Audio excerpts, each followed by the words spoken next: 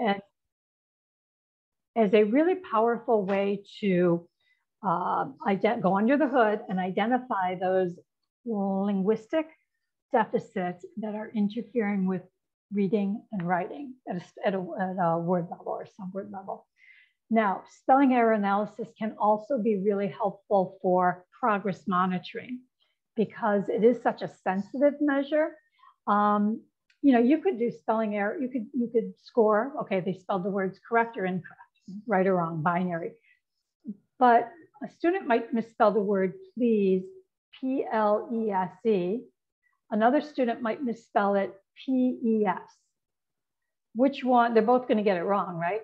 But one is clearly a more sophisticated speller than another. So spelling error analysis really allows you to measure in a more sensitive way progress. And this is just one example how we do it. But for right now, don't worry yourselves about these numbers 1 through 13. These are the types of errors made.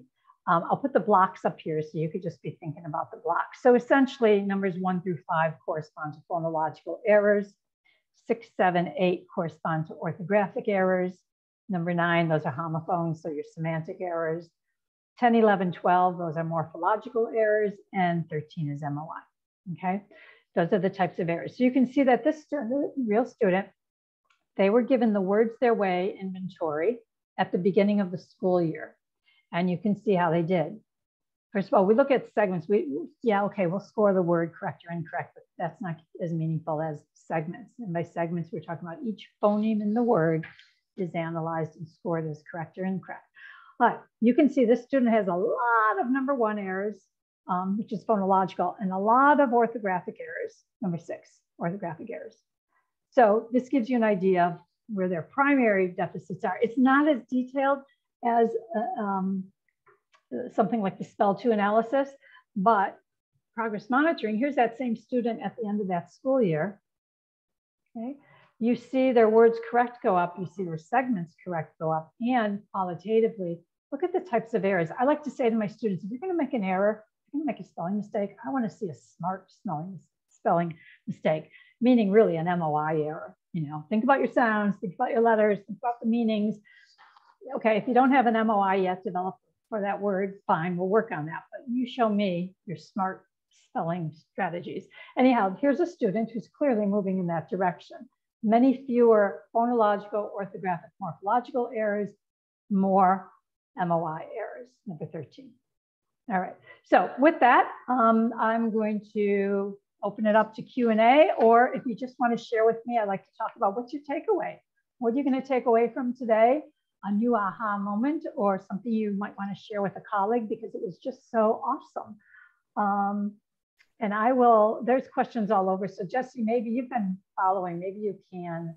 Yeah, absolutely. So thank you. First of all, thank you so much. That was just a jam-packed, gem-filled professional development session here. We're going to go a little bit over time for folks. I know we had until 5:30. It's 5:40. We're going to do some Q&A. So if you have to leave, we totally understand. Everyone will get the recording here, so everyone will be sent, Dr. Wasowitz's answers to our Q&A here. So don't worry. Got a lot of great comments in the chat. This was so worthwhile and so powerful for diagnosis to support instruction. And there were 10, 20 other comments like that. So thank you again. So we do have some really excellent questions in the Q&A. There were a number of them that are kind of along the same line, but let's kind of start with maybe invented spelling. Jennifer had asked earlier in the session, she said that many teachers will say that spelling errors are due to invented spelling, and wanted to pick your brain about encouraging students to engage in invented spelling, what you think about it, and when we may start to become concerned. Okay, that's a common question I hear. And if you follow me in my work, you'll often hear me answer a question and I'll start with, well, it depends, okay? It depends on your goal. So for example, if my goal is just to get a student writing and putting their ideas down on paper and realizing that you can take ideas in language and put them into print on paper, I'm less concerned about spelling, and invented spelling is fine in those early stages, kindergarten, first grade. Excuse me. That said, there are times where we could actually support them more so that they're not doing as much invented spelling. Because one thing to keep in mind is that every time they misspell a word, they're developing an MOI for that word. It's an incorrect spelling. And the more you put in incorrect spellings, we all know once you learn something the wrong way, it's a whole lot harder to correct it than to learn it the correct way. So this is where you know, a sound wall can come into play in the classroom.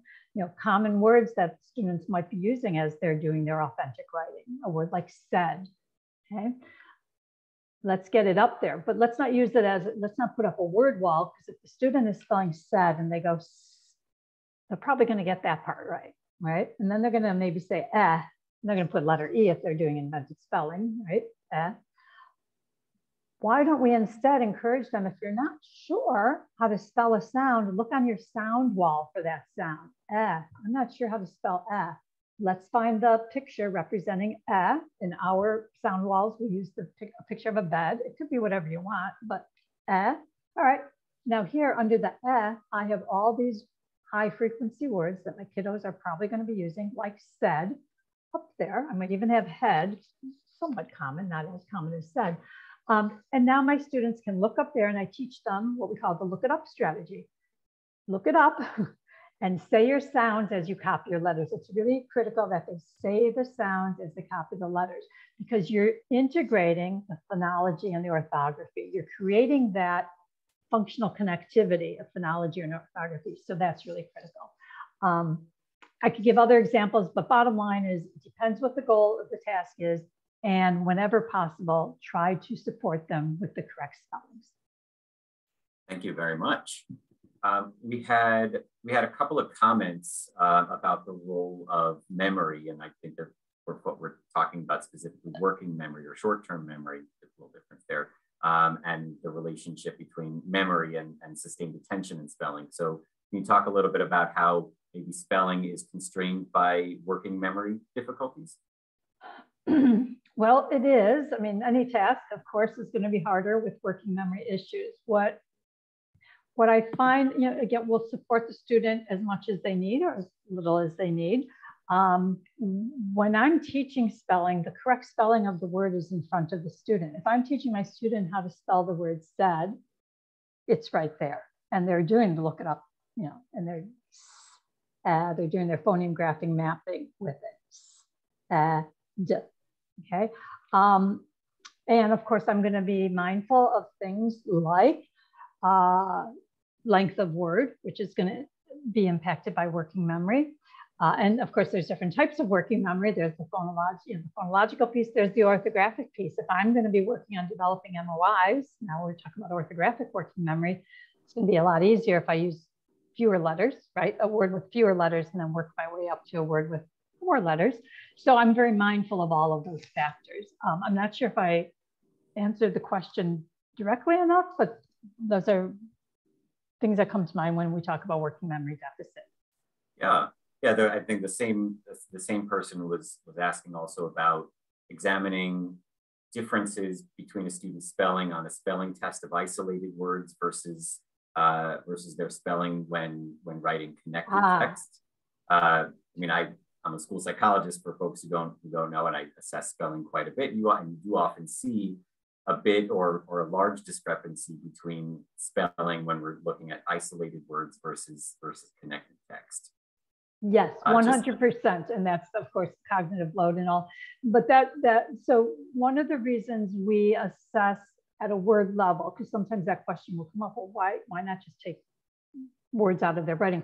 We want to know kind of, well, what's the best they can do? Because if they can't spell it at a word level, you know, that's where we want to zero in, because they're not going to spell any better in connected writing, right? It's going to be worse for most kiddos. So that's why we test at a word level. We get their best performance and we analyze that to know where the deficit is. Absolutely, great, thank you. Someone had asked if you could speak a little bit more about the specific instructional strategies for developing mental orthographic images. Yeah, so first of all, a typical reader, and even our atypical reader writers, can and do develop MOIs through implicit learning. Anytime you have an exposure to a word, a good solid exposure to a word, you're getting that data in statistical learning. When you're decoding, even if you're not necessarily thinking about it, it's that connecting of the phonological code with the orthographic code. All of that is contributing to the MOI. And in a typical reader, you might only need one good exposure to a word to develop a solid MOI, especially if the word has regular patterns. The number of exposures you're going to need will increase, first of all, from a typical to an atypical learner. So atypical learners are going to need more exposures. Also, the regularity of the pattern will affect how many exposures you need, whether you're a typical or atypical learner. So that's why I said words like said are going to need more exposures and different types. Okay, so that's really to your question. First of all, I want my kids reading out loud as much as they can to give them a lot more opportunity for that implicit learning to take place. I don't want them to guess and go, because every time they guess and go, they've robbed themselves of one more opportunity to develop their MOI. Okay, if we teach them to look at a picture and guess a word, we're robbing them of an opportunity to develop an MOI. So those are some easy strategies, right? Make sure they're not guessing and going. Don't encourage that. Having them read out loud versus silently reading. We don't really know what's going on when we're silently reading. So as much as they can, read out loud. Now, as far as more direct, specific activities, this is the power of encoding or speech to print instruction, because when a student is spelling a word, they spend more time on task, focusing on the details, the orthographic details. They're engaging another modality, a manual modality. And for all of these reasons, we believe that those reasons contribute to the development of an MOI. There's actually studies done by Conrad and it's a she, I think it's a she, Nicole Conrad and her colleagues, where they've compared doing speech to print, spelling instruction, and print to speech, decoding instruction. And what they find is students develop more robust MOIs from spelling instruction. And they hypothesize, because we don't know yet, but like I say, they hypothesize different reasons that may be. And it's the time on task, it's the more involvement of another modality, and it's the more careful attention and focused attention. So I have my students doing lots of spelling, speech to print, and saying their sounds while they're writing. So we integrate phonological and orthographic pieces. And I mean, there's more, but I think that gives you a taste. And I appreciate you answering all of these rapid fire, very, very large, open-ended questions in such a way that is detailed, but also really concise. That is no small feat and speaks to your level of your depth and breadth of knowledge, Dr. Laskowitz. Thank you so much.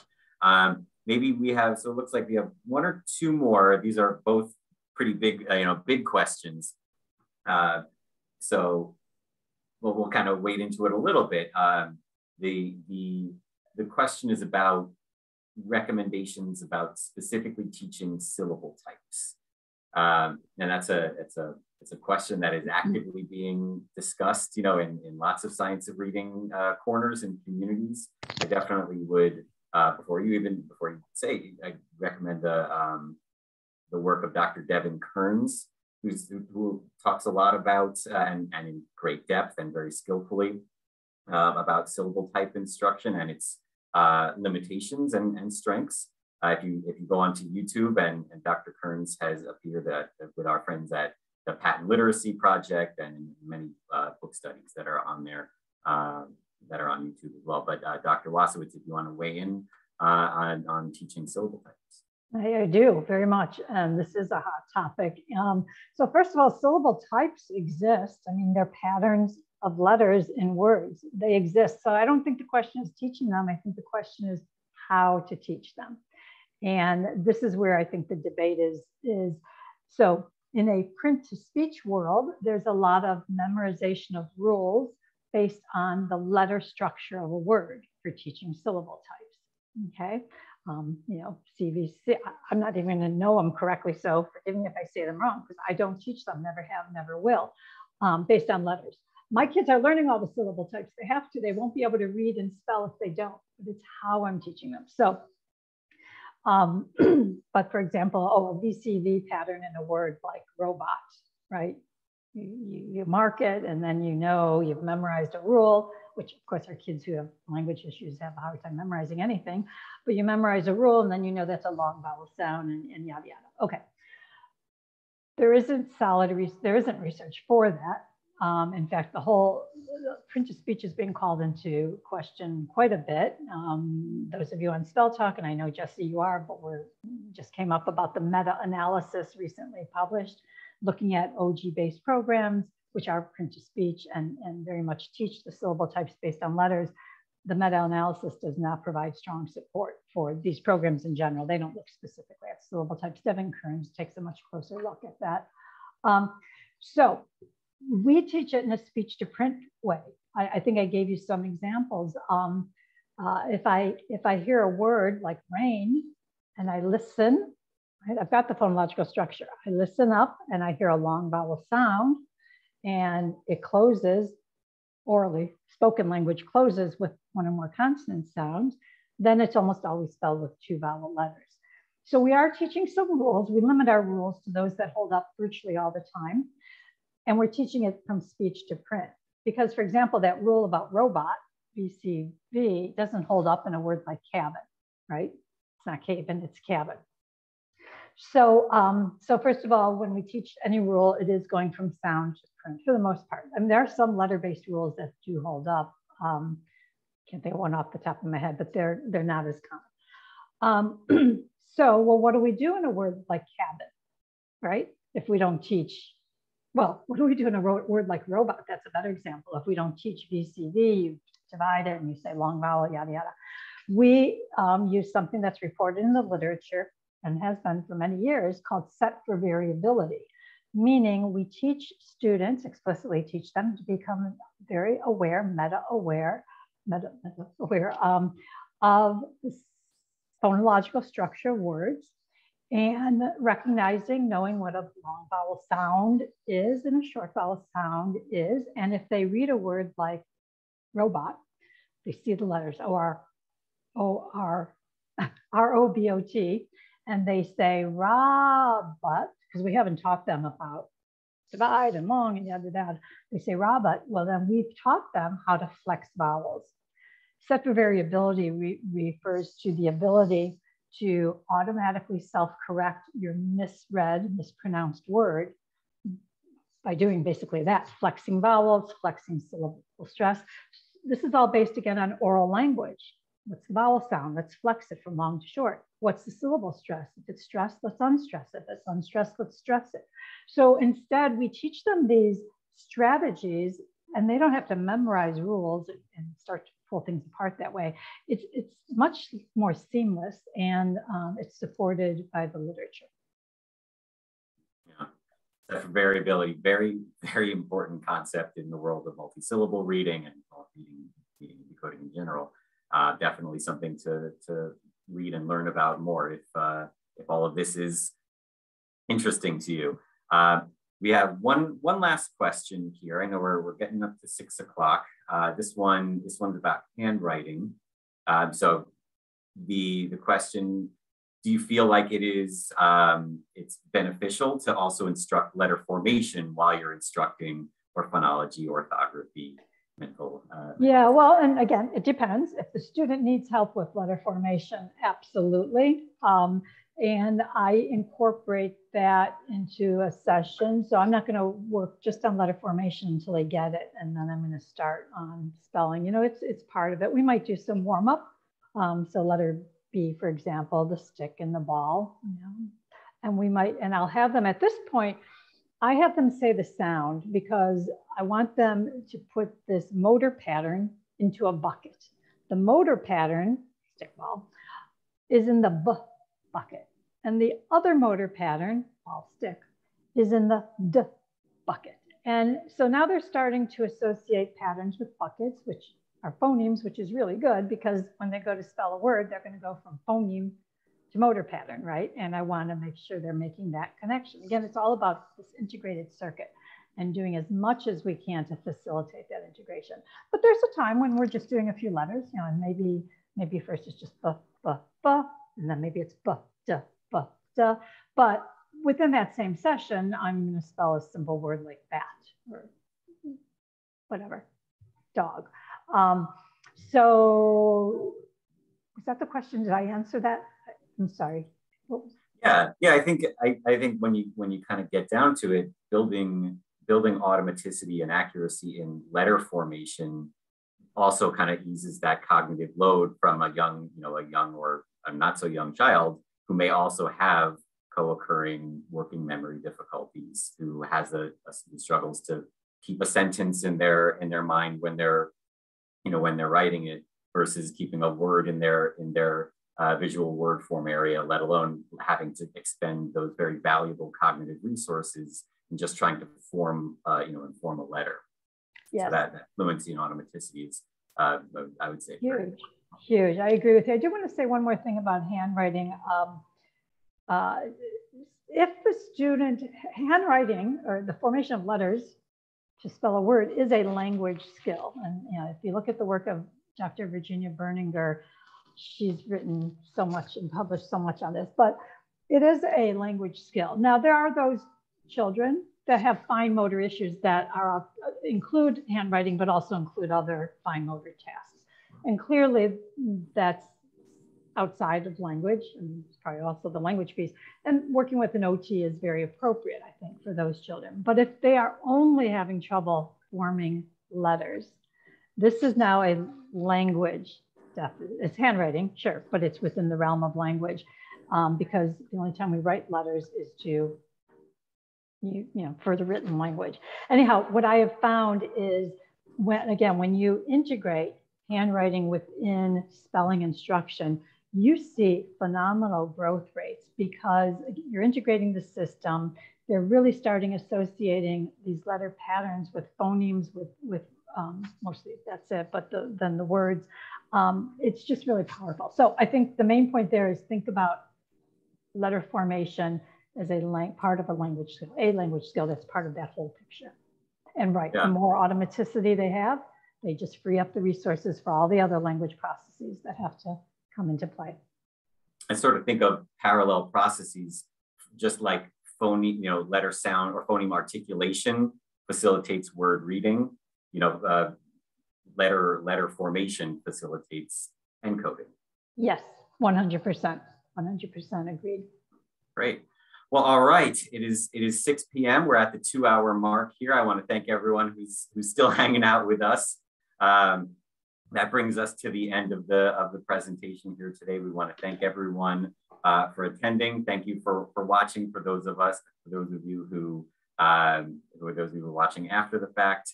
Dr. Wasowitz, thank you again so much for being so generous with your time and your knowledge. And thank you. We appreciate it. Appreciate it as well for the opportunity.